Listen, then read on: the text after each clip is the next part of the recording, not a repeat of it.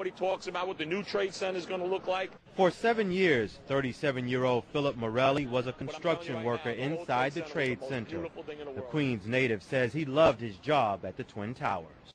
At 8:30, he says he was headed to level B4 in Tower 1, 4 stories below ground. I go downstairs, the foreman tells me to go to remove the containers. As I'm walking by the main freight car of the building, in the corridor, that's when I got blown. I mean, the impact of the explosion, of whatever happened, it threw me to the floor, and that's when everything started happening. I was racing, I was going towards the bathroom. All of a sudden, I opened the door, I didn't know it was a bathroom, and all of a sudden a big impact happened again, and all the ceiling tile was falling down, the light fixtures were falling, swinging out of the ceiling. I mean, I know people that got killed in the basement. I know people that got broken legs in the basement, people that got reconstructive surgery because the walls hit them in the face. There were 2 or 3 similar huge explosions, and the building literally shook. You literally shook at the base of this building. Just prior to that huge explosion that we all heard and felt.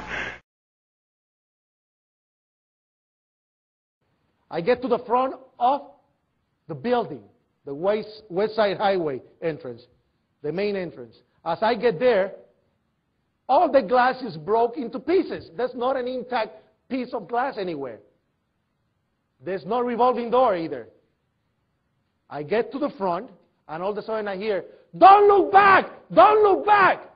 The police have the area cordoned out on the World Financial Center, almost a block and a half away. And they're telling me not to look back. And what do you do when they tell you that?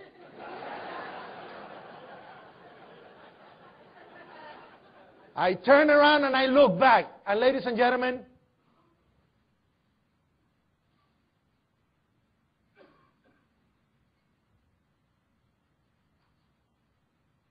I saw the bodies of the people that jumped out of the building. I saw like they melted on the floor because of the impact. And that lady from the 33rd floor that I helped to escape, I found it cut in half because a glass came from the top of the building and cut it in half like a guillotine. And I said, "God, what is this? What is this?" And I hear, "Run, run, run." I look at the left side and I see the Marriott Hotel almost gone. Bodies everywhere. And I said, "God, please help me." And the only thing I see is a fire truck in front of the building. And I just slid right under the fire truck. And all of a sudden the building started to destroy itself on top. And you hear, boom, boom, boom. And the truck going down. And all I said at that moment was, "Please don't let my mother see my body in pieces. Let her recognize my body. Please, please." I just didn't want my mother to see what I just saw.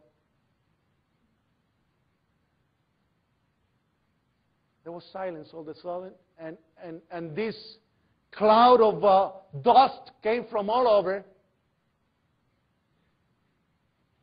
And then I said, "I'm not dying of being squashed to death here, but now I'm going to die of asphyxia," because you couldn't breathe.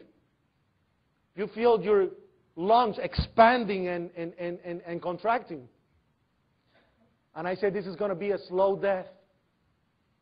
And all I have in my mind was that poor lady cut in half.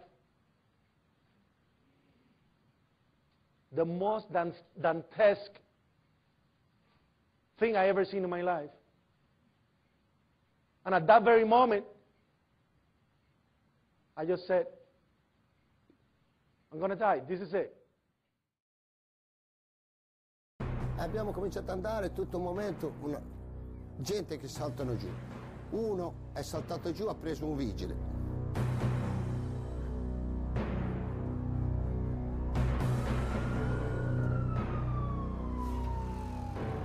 Alle 10:28 anche la torre nord crolla.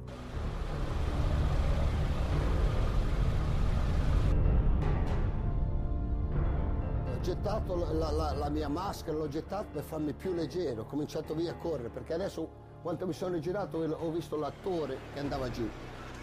C'è tutta quella polvere che mi ha preso.